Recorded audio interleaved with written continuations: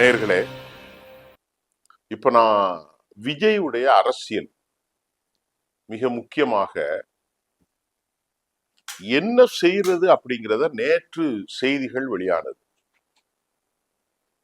அதிமுக இப்போ உடைந்து போய்விட்டது.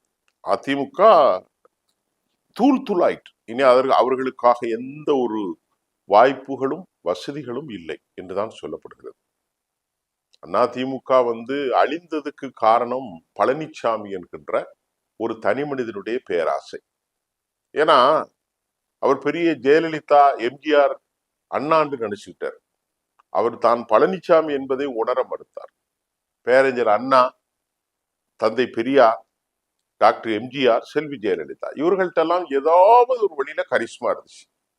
அண்ணாவுடைய கரிஷ்மா அவருடைய எழுத்தாற்றல், பேச்சாற்றல். திரு கருணாநிதியுடைய கரிஷ்மா அவருடைய எழுத்தாற்றல், பேச்சாற்றல்.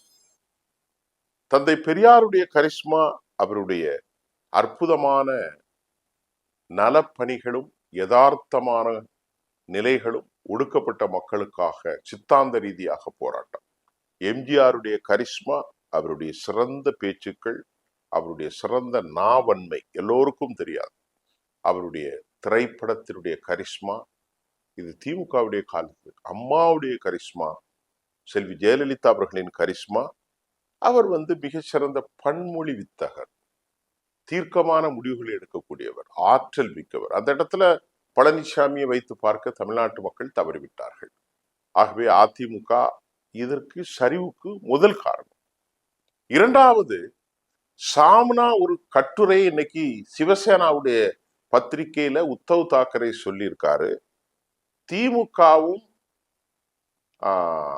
குறிப்பாக பாரதிய ஜனதாவும் ரகசிய கூட்டு அமைத்து விடக்கூடாது, விஜய் கவனமாக இருக்க வேண்டும், அவர்கள் எல்லாவற்றையும் செய்வார்கள் என ஒரு அட்வைஸ் மாதிரி வழங்கி இருக்கிறார் சிவசேனாவுடைய மூத்த தலைவர் திரு உத்தவ் தாக்கரே அவர்கள். சாம்னாவுடைய கட்டுரை தெளிவுபடுத்தி இருக்கிறது. ரொம்ப தெளிவாக உச்சபட்ச லெவலுக்கு அவர்கள் ஆக்கியிருக்கிறார்கள். கவனமாக இருக்கணுங்க, இவங்க எந்த எல்லைக்கும் போகக்கூடியவர்கள் அப்படிங்கிறத, அவங்களுடைய மிகப்பெரிய கட்சியை அழித்து உருமாற்றம் செய்து ஆட்களை கடத்தி உடைத்து, இதெல்லாம் உங்களுக்கு அனுபவம். அதே போன்று ஆம் ஆத்மி கட்சியை நாசமாக்கியது, தலைவர்களை எல்லாம் பொய் வழக்கில் சிறையில் போட்டது, தெலுங்கு தேசத்தை செய்தது. தமிழ்நாட்டில் அதிமுகவை இன்னைக்கு பல பிரிவுகளாக, திருமதி சசிகலா அம்மா தயாராக இருந்த போது அவரை சிறையிலே அடைத்தது, கட்சியை உடைத்தது, பழனிசாமியை இரட்டை அதிகாரத்தை கொடுத்து மீண்டும் நல்லவரை போன்று இவரை மாற்றி ஓபிஎஸ்ஐ வெளியேற்றியது, செங்கோட்டையனை அழைத்து வெளியேற்றியது. இன்னைக்கு வேலுமணியின் மூலமாக அவர்கள் பந்தாட ஆரம்பிச்சு விட்டார்கள். இன்னைக்கு அதிமுகவை காலு பண்ணி வேலுமணி, சி.வி. சண்முகத்தை வச்சுட்டாங்க. இதுக்கு தமிழ்நாட்டில் அபினேஷ் என்று சொல்லக்கூடிய ஒரு ரியல் எஸ்டேட் வர்த்தகர் ஓனரை அழைத்து அமித்ஷா பேசி விஜய்கிட்ட போய் பேச சொல்லியிருக்கார். அவரும் போய் பேசியிருக்கார். விஜய் சொல்லிட்டார், எனக்கு வாக்களித்தவர்கள் பெரும்பான்மையானவர்கள், எனது கொள்கை எதிரி நீ தான்பா, அரசியல் எதிரி தான் திமுக. அப்படிலாம் விஜய் பைத்தியக்காரன் கிடையாது. சின்ன பையனை ஏமாத்தலாம்னு நினைக்க கூடாது. சினிமாக்காரனுக்கு என்ன தெரியும்னு ஏமாத்தக்கூடாது, அதெல்லாம் தெரியும் அவர்களுக்கு. அவர் அழகா சொல்லியிருக்கார். இந்த நிலையில பாஜகவுடைய ஜம்பம் பழிக்கல, அவனுக்கு ஒண்ணுதான் கிடைச்சது. அந்த ஒண்ணும் ஆபத்து. ஏன்னா தமிழ்நாட்டு மக்கள் மதம், ஜாதி எல்லாத்துக்கும் அப்பாற்பட்டு தான் ஓட்டு போட்டாங்க விஜய்க்கு. தலித் மக்கள் போட்டார்கள், கிறிஸ்தவர்கள், மீனவர்கள், இஸ்லாமிய மக்கள், இடதுசாரிகளை போன்று பகுத்தறிவாளர்கள். திமுகவினுடைய இந்த ஊழலுக்கு, அராஜகத்துக்கு எதிராகவும் ஆன்டி இன்கம்பன்சி, திருப்பி சொல்லணும்னா அதிமுக அனுதாபிகள், திமுக அனுதாபிகள் எல்லாரும் போட்டாங்க. பிகாஸ் ஆஃப் ஒரு சேஞ்ச் ஒண்ணு வரணும், தமிழ்நாட்டுல ஒரு மாற்றம் வரணும் அப்படின்னு சொன்னார். அதுதான் இப்போ உடனே எதிர்த்து எடுப்புல அவனால என்ன செய்ய முடியும்? என்ன செய்ய முடியாது. எம்ஜிஆரால என்ன செய்ய முடியல, அண்ணாவால என்ன செய்ய முடியல, கருணாநிதியால என்ன செய்ய முடியல, ஜெயலலிதா எல்லாரும் இவங்கெல்லாம் எங்க இருந்து வந்தாங்க? இவ்வளவு பேருமே சினிமாக்காரர்கள் தான். நான் சொல்லக்கூடிய இந்த 4 தலைவர்களும் பேரறிஞர் அண்ணா அவர்கள் வேலைக்காரு ஓரிரவு கொண்ட எழுத்தாளர். கலைஞர் அவர்களும் வசன கர்த்தா தான். புரட்சி தலைவர் எம்ஜிஆர் அவர்களும் அப்படித்தான். புரட்சி தலைவி அம்மா அவர்களும் அப்படித்தான். விஜய் அவர்களும் அப்படித்தான். எல்லாரும் சினிமாக்காரர்கள். ஏன்னா உதயநிதியும் சினிமாக்காரர் தான். ஸ்டாலினும் சினிமால தான் நடிச்சிருக்காரு. அதெல்லாமே இன்னைக்கு தான் தமிழ்நாட்டுல இன்னைக்கு ஒரு மாற்றம் வந்திருக்கிறது. அந்த மாற்றத்திற்கு காரணம் திமுகவினுடைய அடிப்படை தொண்டர்கள், அவர்களுடைய நடவடிக்கைகளும் ஊழலும். இப்ப இன்னைக்கு மெயினா அவர் கையெழுத்து போட்ட முதல்ல போதை தான். சரி, இப்ப சாம்னா அட்வைஸ் பண்ணிருக்கு பாருங்க, சிவசேனாவுடைய பத்திரிகையும் உத்தவ் தாக்கரையும். அது ரொம்ப ஒரு வேல்யூபிள், தி precious valuable counselling R advice. அதான் ரொம்ப முக்கியம். சரி, இப்போ நம்ம அடுத்து சொல்ல போறது ரொம்ப ரொம்ப முக்கியமான ஒரு நிலை, மிகுந்த முக்கியம் வாய்ந்த ஒரு நிலை. இப்போ வேலுமணி அண்ட் கம்பெனி பிரிஞ்சிட்டாங்க. வேலுமணியை பத்தி உங்களுக்கு சொல்லணும்னு தேவையில்லை. அவர் அமித்ஷாவுடைய ஆளு. அமித்ஷாவுடைய ஆள்னா எப்படி? அவருடைய கனெக்ஷன், பெட்டிகளை கனெக்ட் பண்றது, பிஜேபியோட சாப்பர் பிளைட்ல போறது எல்லாமே வெள்ளிங்கிரி மலை தான். அங்க இருக்கிறார ஒரு தாடிக்காரர் ஜக்கி வாசுதேவ். அவருக்கும் இவருக்கும் அந்த வெள்ளிங்கிரி மலையில் இருக்கக்கூடிய அந்த டான்ஸ் மடத்திற்கும் தேசிய மத்திய தலைமைக்கும் நிறைய கார்பரேட்டுகளுக்கும் உறவு உண்டு. அவர் பெரிய ரியல் எஸ்டேட் ஆளு. அவர் தான் அதிமுக ஆட்சியில கொடுக்க வேண்டியதெல்லாம் கொடுத்து எல்லாரும் மேல உள்ள இருக்கக்கூடிய வழக்குகளை மௌனிக்க செய்தது. இப்ப அங்கதான் அட்வைஸ் போயிருக்கு. வேலுமணி 30 எம்எல்ஏக்களோடு வெளியேறி இருக்கிறார். இப்பொழுது இன்றைக்கு காலை 17ஆம் தேதி 13ஆம் தேதி இன்றைக்கு நிரூபிக்கப்பட வேண்டும்.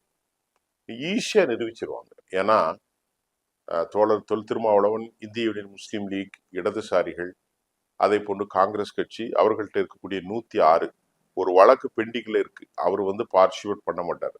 ஆகவே அவருடைய தாவேக்காவுடைய எண்ணிக்கை 108ஆக இருந்தாலும் திருச்சி ரிசைன் ஆனனால இன்னொன்னு திருப்பத்தூர் வழக்கும் ஆன்கோயிங்கா இருக்கலாம். 106 பிளஸ் இவர்களுக்கு 13, 119 இடம் இருக்கு.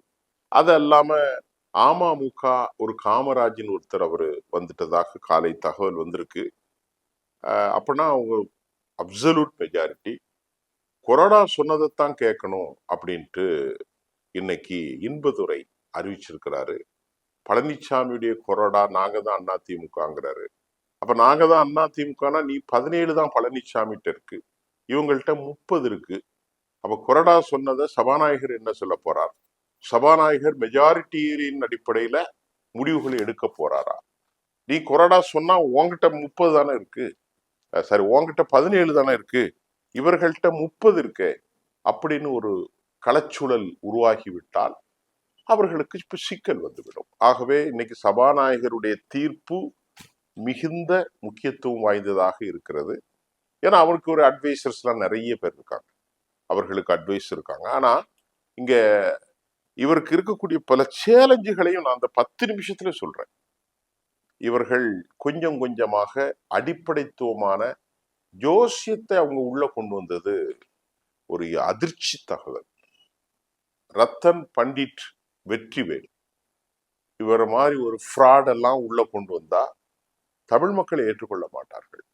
அவரை தனித்துவமாக அவர் வைத்துக் கொள்ளலாம். அது அவருடைய நம்பிக்கை பொறுத்தது. அவர் ஜோசியத்தை நம்பலாம், அவர் சாய்பாபா கோயிலுக்கு போகலாம், திருப்பதிக்கு போகலாம், மசூதிக்கு போகலாம், சர்ச்சுக்கு போகலாம், எங்க வேணாலும் போகலாம். அது அவருடைய நம்பிக்கை. முருகன் கோயிலுக்கு போகலாம், மீனாட்சிக்கு போகலாம், அதெல்லாம் அது யாரும் சொல்ல மாட்டாங்க. நீங்க தேவாலயத்துக்கு போங்க, சர்ச்சுக்கு போங்க. ஆனா ஒரு புது அரசாங்கத்தில், அனைவருக்குமான ஒரு அரசாங்கத்தில் ஒரு ஜோசியனை கொண்டு வச்சு அவ என்ன சொல்ல போறாரு அந்த ஜோசியன்? அவர் மும்பையில இருந்து தனது பேரை ரத்தன் பண்டிட் மாதான். ஏன் வெற்றிவேல் இருந்த கூடாதா? வெற்றிவேல் ஜோசியன் இருக்க கூடாதா? அப்பனா ஒரு மித்தை ஏற்படுத்துறது, ஒரு மாயத்தை ஏற்படுத்துறது. ரத்தன் பண்டிட், ரத்தன் பண்டிட்னா 2 கொம்பா முளைச்சிருக்கு, ஒண்ணுமே கிடையாது. அவரை கொண்டு ஒரு அரசாங்க பதவியில நியமிக்கிறதும், அவரை கொண்டு ஒரு அரசாங்கத்தினுடைய அட்வைசரா போடுறதையும் அவருக்கு ஆதரவு கொடுத்த வன்னியரசு அவர்களும் சொல்றாங்க. அதை போன்று விடுதலை சிறுத்தைகள் மட்டுமல்ல, இடதுசாரிகளும் சொல்றாங்க. இதெல்லாம் ரொம்ப தவறு. இப்ப அவருடைய இளைஞர்கள் தான் அவருக்கு பெரும்பான்மையாக வாக்களித்திருக்கிறார்கள். அவர்கள் இந்த மாதிரி ஒரு மூடத்தனத்தை ஏற்றுக்கொண்டார். ஜோசியக்காரர் சொல்றதெல்லாம் சரி அப்படிங்கிற மாதிரி போயிடக்கூடாது. நல்ல கேளுங்க. மதம் என்பது வேறு. அது நம்பிக்கையின் பால் உருவானது. கடவுள் இருக்கானா காட்ட முடியுமா? இது மூடத்தனமா ஒருத்தர் சொல்றான். கடவுள் இல்லாத ஒன்றை எப்படி காட்ட முடியும்? அவன் கேட்கறான். இவன் இருக்கிறது உன் முன்னாடி வந்து அது வேறு விவகாரம். அது இன்று ஃபுல்லா உலகத்திலே விவாதம் இருக்கிறது. அப்பட்டு இல்லை. இந்த ஜோசியம் என்பது 9:19 காலத்துக்கு வை, அங்க கரெக்டா 11:02 காலத்துக்கு என்ட்ரஸ் பண்ணிடணும். அங்க இருந்து கரெக்டா ஆபீஸ் வேலை முடிச்சுட்டு மாலை 4:01 வரணும். வீட்டுக்கு வரும்போது 6:10. இப்படியெல்லாம் விளங்காத சில யோசனை. இதெல்லாம் தமிழ்நாட்டு மக்களுக்கு அவர்களுடைய அறிவுக்கு விடப்பட்ட பெரிய சாக்கடை, மோசமான நிகழ்வு. அதனால இன்னைக்கு நான் உங்கள்கிட்ட தெளிவா சொல்றது வேற ஒண்ணும் இல்லை. இன்றைக்கு 13ஆம் தேதி 3 செய்திகள்.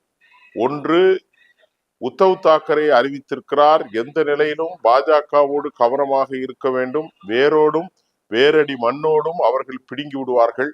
திமுகவுக்கும் பாஜகவுக்கும் இடையிலே சபரீசன் ரொம்ப முக்கியத்துவமாக இருக்கிறதுனால அவர் ஏதாவது செஞ்சிடக்கூடாதுன்னு சாம்னா சொல்லுது. விஜய்க்கு சில அட்வைஸ் பண்ணுது, இப்படி செய்யுங்க, நீங்க பாஜக கூட சேர்ந்துடக்கூடாதுன்னு ரொம்ப தெளிவாக ஸ்டாலினுக்கும் அவர்கள் அட்வைஸ் கொடுத்திருக்கிறாங்க. ஏன்னா காங்கிரஸ் கட்சி உடைந்து போய்விட்டதுனால ஸ்டாலினுக்கும் அவர்கள் அட்வைஸ் கொடுத்திருக்கிறாங்க. ரொம்ப கவனம். விஜய்க்கும் அட்வைஸ் கொடுத்திருக்கிறாங்க. இந்த மாதிரி பல நடவடிக்கையில இன்னைக்கு அவர்கள் தனது மெஜாரிட்டியை நிரூபித்தே ஆக வேண்டும் என்ற ஒரு காலகட்டத்தில் இருக்கிறார்.